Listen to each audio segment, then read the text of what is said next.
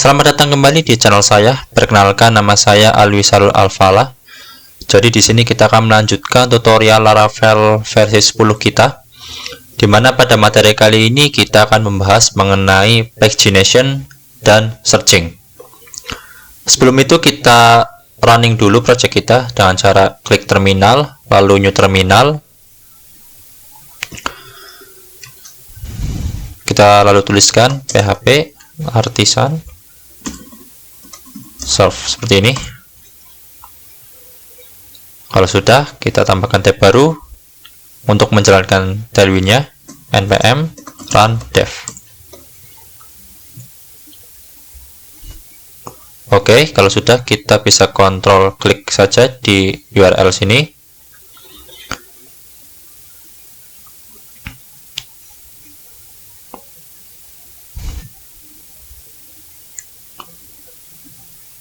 Kita masuk ke slash product ya, product.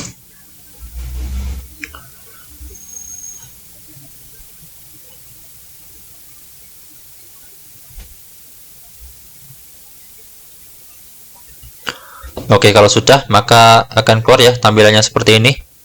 Namun sebelum itu saya akan rapikan dulu ya, supaya warnanya itu selaras. Oke, kita buka di layout, resources, views, lalu layouts. Oke, kita tambahkan di body ini adalah class ya, class dark bg gray seperti ini. Oke, sudah selaras ya, sudah sama. Nah, jadi dilihat lebih enak. Oke, kita bisa silang saja di sini, di hide. Oke, sekarang kita akan masuk ke materi pagination. Jadi apa itu pagination? Pagination adalah sebuah cara untuk kita bisa menampilkan data dalam batasan tertentu. Misalkan kita ingin menampilkan dalam satu halaman itu 10 data saja, dan seterusnya itu di halaman berikutnya, seperti itu. Nah, di sini terdapat 3 data ya. Terdapat 3 data. Misalkan kita tambahkan lagi ya, contoh seperti ini.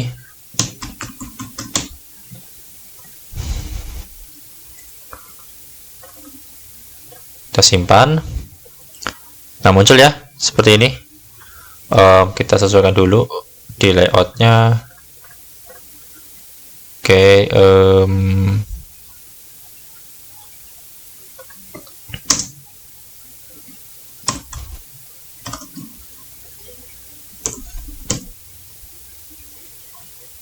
ya, kurang lebih seperti ini ya. Kita coba tambahkan lagi, atau seperti ini. Di welcome kita perbaiki sedikit ya.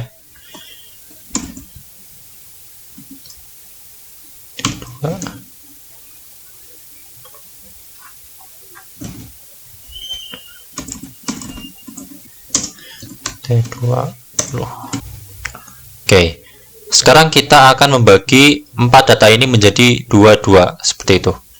Caranya adalah di bagian controller, di product controller di sini, di tempat kita menampilkan produknya, yaitu ada di indeks ini, kita ganti method al ini dengan paginate seperti ini.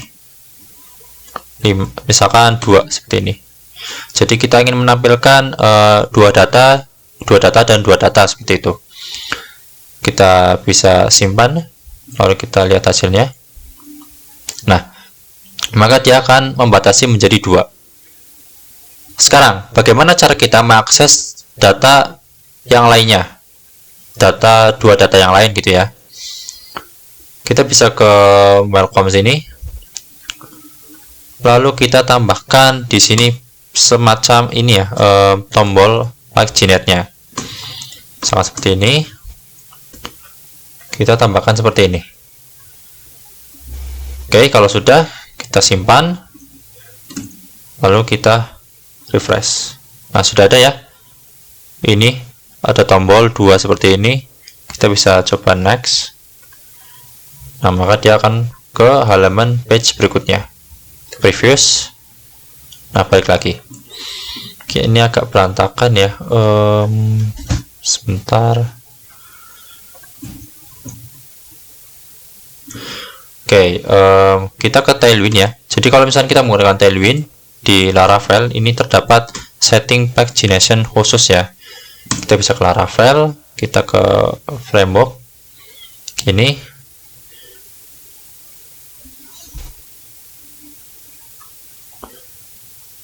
Oke, kita baca dokumentasinya. Kita pilih yang versi 10. Lalu kita cari pagination. Cari yang ini, lalu kita cari yang Tailwind ya. Tailwind. Nah, ini. Tailwind JIT. Ini kita copy. Nah, ini. Lalu kita masuk ke file tailwind config.js. Kita cari ya. Tailwind config.js. Nah, ini. Kita masukkan di sini. Kita simpan. Kita coba lihat. Nah, sudah ya. Jadi hasilnya adalah seperti ini. Jadi ketika 4 data itu ditampilkan, maka dia akan dibagi menjadi dua seperti ini. Misalkan kita ingin ke halaman yang kedua, maka klik 2, lalu ingin kembali lagi 1 seperti ini. Nah, ini adalah pagination. Untuk jumlahnya kalian bisa atur di bagian controller yang ini. Untuk controller, lalu di sini kita bisa isi bebas, bisa 2, bisa 10, bisa 20, bebas. Ini kita 2 ya, karena 4 bagi 2, jadi biar 22 seperti ini. Oke, jadi itu untuk pagination. Sekarang terdapat isu. Di sini nomornya dia itu masih statis ya. Ini 1, 1, dan kalau kita kedua itu juga sama 1 dan 1. Sekarang kita ingin ubah dia menjadi dinamis ya. Caranya adalah kita kembali ke halaman ini produknya, atau di sini welcome namanya. Kita ganti satu ini dengan data, kemudian first page, first item,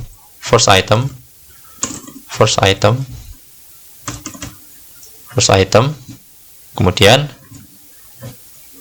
plus index. Nah, indeks ini dari mana? Indeks itu berasal dari sini, indeks. Nah, seperti ini. Seperti itu. Kita coba refresh ya. Nah, maka dia sudah muncul. Nah, ini 1, 2, kemudian yang kedua ini halaman kedua lanjut ya, 3, 4 dan seterusnya. Oke, itu untuk pagination. Sekarang kita akan bahas mengenai searching. Kita akan coba mencari data di sini ya. Jadi kita akan tambahkan sebuah form baru di sini untuk mencari datanya. Kita bisa ke Flowbit di sini, ke Flowbit. Kemudian kita cari input. Coba ya. Search input. Oke, kalau sudah kita bisa copy seperti ini. Lalu kita pastekan bisa di sini ya. Paste. Oke, sudah muncul ya. Ini untuk searchingnya. Oke, sekarang kita akan mencoba membuat ini berfungsi. Caranya adalah kita berikan sebuah atribut name, lalu kita kasih key, namanya keyword seperti ini. Oke, kalau sudah, kita tambahkan actionnya kemana? Yaitu ke products, karena kita ingin melempar data ini ke halaman products yang ini. Oke, kalau sudah, kita kasih method. Nah, di sini bisa menggunakan dua metode sekaligus, bisa post, bisa get. Perbedaannya apa? Ketika kita menggunakan metode get, maka keyword yang ada di sini dia akan muncul di URL sini. Kita bisa coba ya, get seperti ini. Lalu jangan lupa di Laravel ya, kita tambahkan CSRF, add CSRF seperti ini. Oke, kalau sudah, kita cek dulu apakah sudah terlempar dengan benar ya. Nah, karena pada halaman ini menerima input dari user, jangan lupa kita tambahkan sebuah parameter yaitu request. Request. Nah, seperti ini. Lalu kita tangkap. Coba ya, dd request. Nama key-nya adalah keyword seperti ini.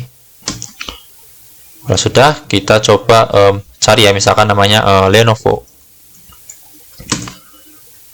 Oke, ketika kita menggunakan get, maka token CSRF dan nilai dari keyword ini dia akan muncul di bagian searching bar ini ya, dia akan muncul di sini.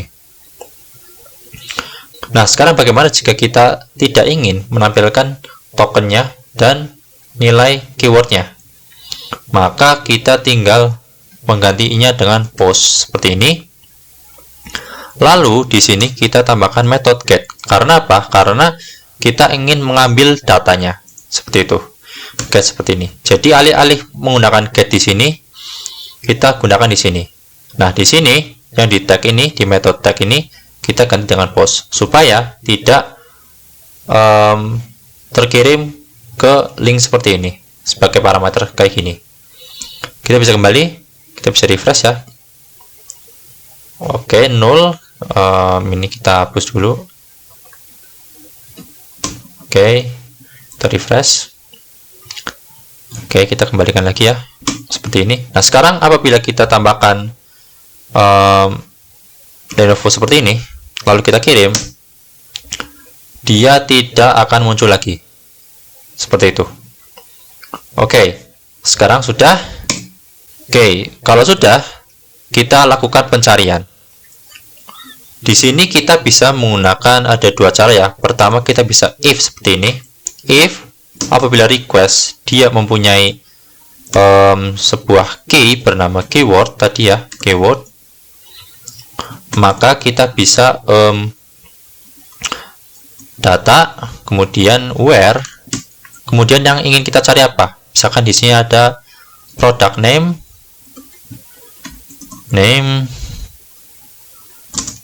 kemudian like, kemudian kita ingin apa, misalkan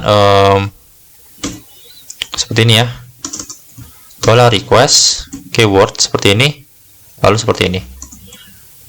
Kalau misalkan kalau tidak punya request ya, maka kita tampilkan apa adanya. Berarti ini yang where ini kita hapus seperti ini. Kita coba save ya. Nah, maka dia akan muncul yang Lenovo saja seperti itu. Misalkan kita misalkan ingin kembali lagi ya, misalkan kita seperti ini. Nah, kita cari misalkan Apple. Nah, maka dia akan muncul Apple seperti ini. Oke, jadi itu untuk searching. Kemudian kita ingin ketika dia men-searching, maka hasil dari searchingan ininya tetap terlihat, karena sekarang itu dia tidak terlihat. Misalkan kita cari Lenovo ya, Lenovo. Oke, kita ingin ketika kita klik enter atau proses pencarian, maka tulisan Lenovo ini masih tetap berada di field ini. Kita coba. Nah, dia akan menghilang ya. Sekarang kita coba untuk supaya dia bisa tetap ada. Caranya adalah kita bisa tambahkan value seperti ini, value, kemudian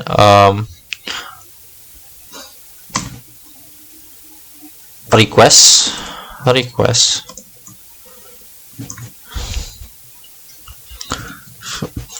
get keyword,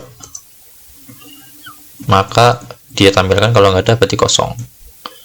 Kita coba ya, Lenovo, oke, Apple. Nah, maka dia tetap akan ada. Oke, jadi seperti itu ya untuk searching data. Kemudian Selain dengan cara seperti ini, kita juga bisa melakukannya dengan cara yang lain, yaitu misalkan seperti ini. Kita undo dulu ya, kita undo dulu. Oke, balikin seperti semula. Kita bisa gunakan seperti ini. When, ini adalah query builder ya dari Laravel. When, apabila request keyword ini ada atau bernilai true, oke, maka kita ingin jalankan function callback function. Nah, seperti ini. Kemudian kita return query. Ini query, parameternya query seperti ini. Oke, query where. Nah, where-nya sama seperti tadi. Oke, kita bisa seperti ini.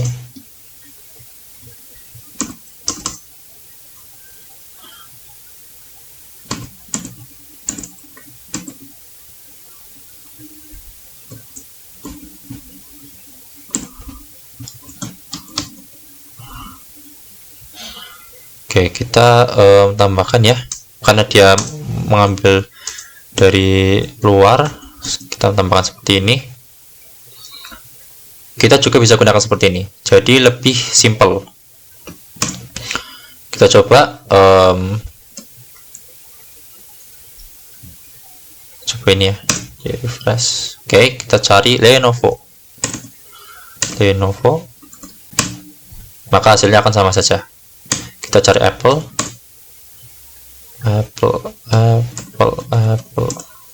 Nah, maka hasilnya akan sama.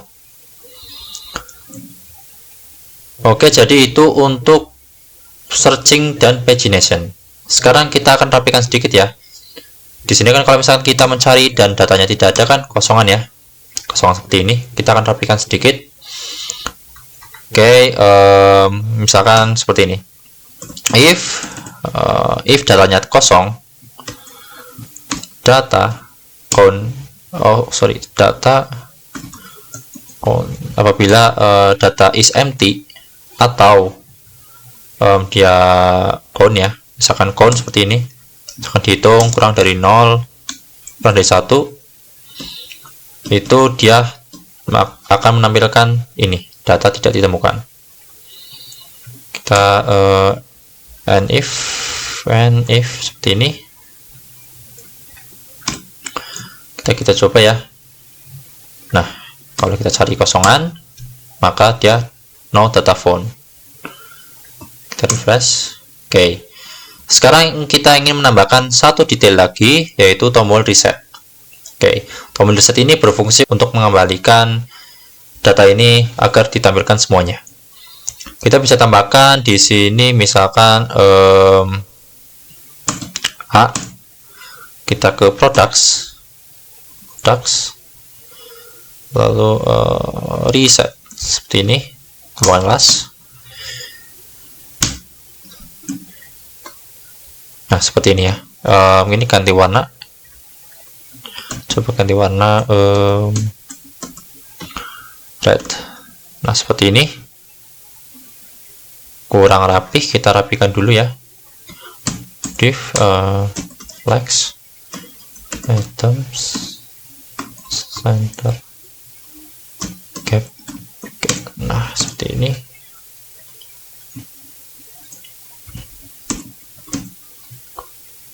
Nah, lebih rapi ya.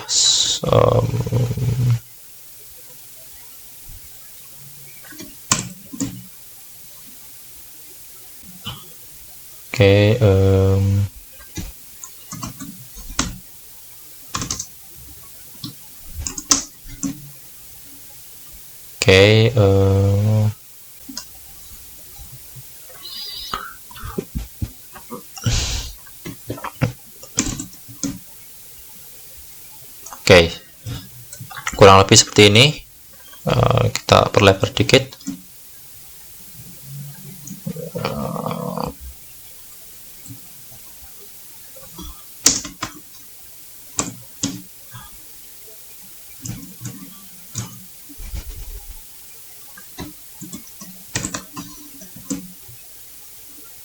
Oke, seperti ini ya. Kalau kita reset, maka dia akan kembali seperti semula.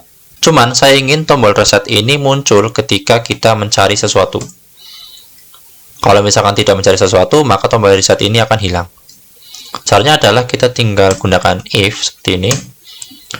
If request, ketika request dia ada keywordnya, maka